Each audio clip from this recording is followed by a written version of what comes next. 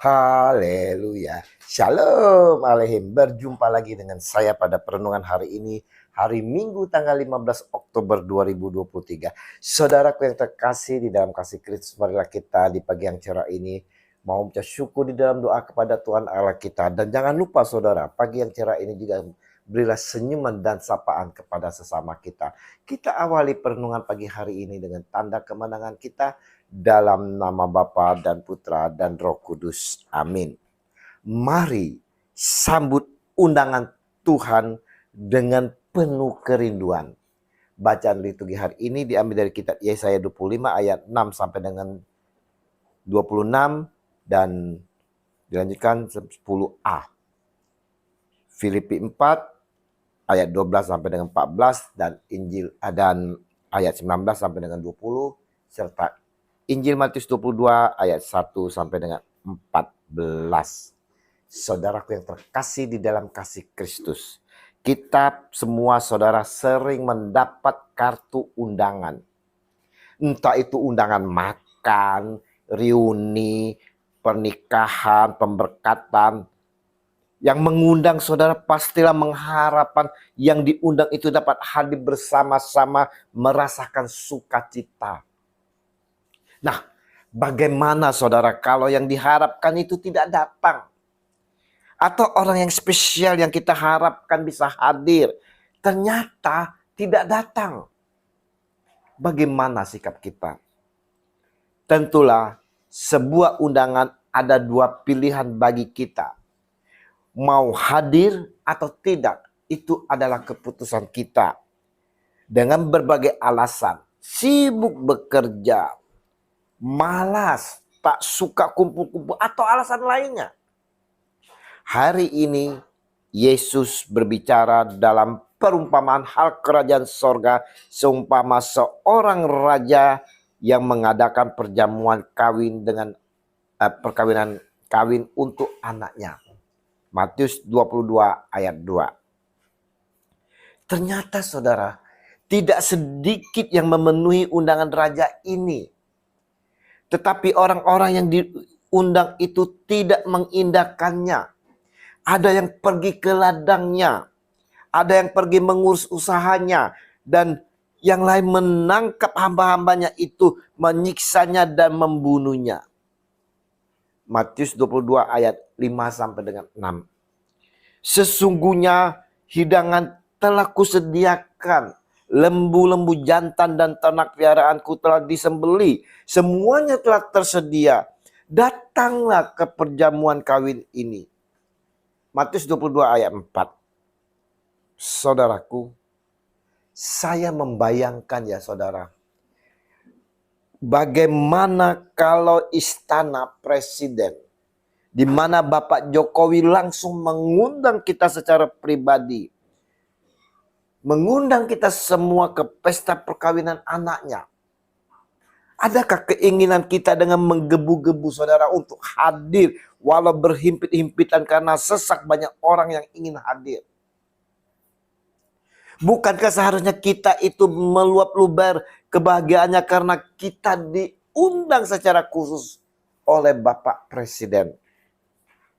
Hari ini kita pun semua diundang semua oleh Tuhan Allah ke perjamuan Ekaristi. Adakah kita juga meluap-luap berkebahagiaan karena ingin bertemu Allah? Bertemu Tuhan Yesus yang mau menyerahkan tubuhnya untuk kita santap. Ternyata saudara, tidak sedikit pula yang tidak mengindahkan undangan khusus dari Tuhan Allah ini. Dengan berbagai alasan mereka tak hadir. Sibuk karena pekerjaan, mementingkan pertemuan reuni, asik dengan hobi-hobinya, yaitu mancing, gowes, lomba burung, dan lain sebagainya. Kita lihat kekesalan sang raja yang mengadakan pesta, di mana tidak diindahkan oleh mereka yang diundang. Bahkan mereka yang diundang merasa terusik oleh hamba-hamba yang diperintahkan untuk mengundang agar mau hadir. Mereka menangkap hamba-hambanya itu, menyiksanya dan membunuhnya. Matius 22 ayat 6. Maka murkalah raja itu, lalu menyuruh pasukannya ke sana untuk membinasakan pembunuh-pembunuh itu dan membakar kota mereka. Sesudah itu ia berkata kepada hamba-hambanya, perjamuan kawin telah tersedia, tetapi orang yang diundang tidak layak untuk itu. Matius 22 ayat 7 sampai dengan 8. Saudaraku yang terkasih di dalam kasih Kristus, keselamatan itu telah datang, saudara. Datang dari Allah sendiri. Dan Allah mengundang kita semua, pribadi lepas pribadi, untuk menerima keselamatan itu. Tapi apa respon kita atas undangan ini, saudara? Kita cuek. Kita sibuk dengan kesibukan kita.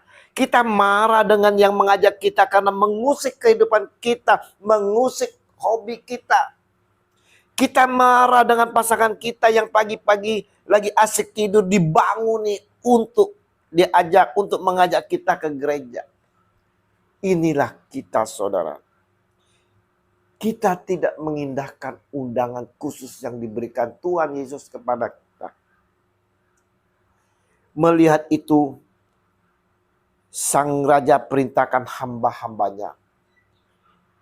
Sebab itu pergilah ke persimpangan-persimpangan jalan dan undanglah setiap orang yang kamu jumpai di sana ke perjamuan kawin itu.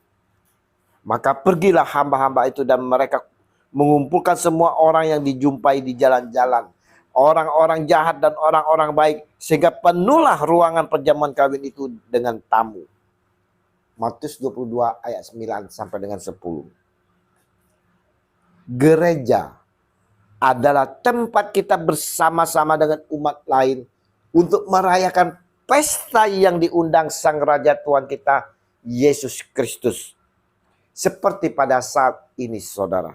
Bukan tentang pesta hura-hura, tetapi merayakan pesta akan kebaikan-kebaikan Tuhan di dalam kehidupan kita, saudara. Khususnya merayakan kebaikan Yesus yang mau serahkan tubuhnya untuk kita sebagai korban keselamatan. Dalam pesta ini akan kita temukan keselamatan itu, saudara. Di dalam Yesus Tuhan kita sendiri, yaitu Yesus Kristus. Kita akan temukan kasih yang sejati. Kita temukan kuasa pemulihan dalam kehidupan kita. Kita temukan orang-orang yang menopang, menguatkan, menolong, dan meneguhkan kita. Karena di dalam gereja itu adalah pertemuan, berkumpulnya orang-orang yang percaya kepada Tuhan dan bersama-sama untuk merayakan atas undangan Tuhan kita Yesus Kristus ini. Untuk itu, saudaraku yang terkasih, dalam pesta ini hendaknya kita hadir dengan penuh kelayakan, saudara. Jangan sampai, saudara, ketika raja itu masuk untuk bertemu dengan tamu-tamu itu, ia melihat seorang yang tidak berpakaian pesta. Matius 22 ayat 11. Tak dipungkiri, dapat kita melihat bagaimana kehadiran umat, saudara. Bagaimana kehadiran saudara-saudara kita, saudara, saat datang ke gereja, saudara.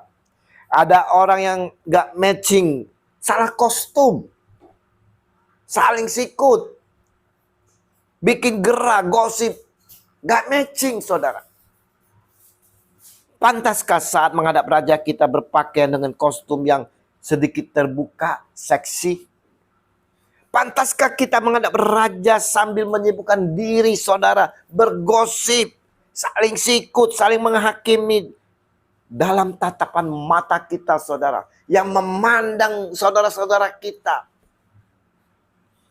Inilah menjadi tugas kita semua bersama untuk saling menguatkan dan menunjukkan kasih yang sejati, sehingga apabila ada orang yang hari ini, saudara, masih juga salah kostum, gak matching dengan identitas pengikut Tuhan yang seharusnya, supaya pada akhirnya pakaian yang dikenakan menjadi matching.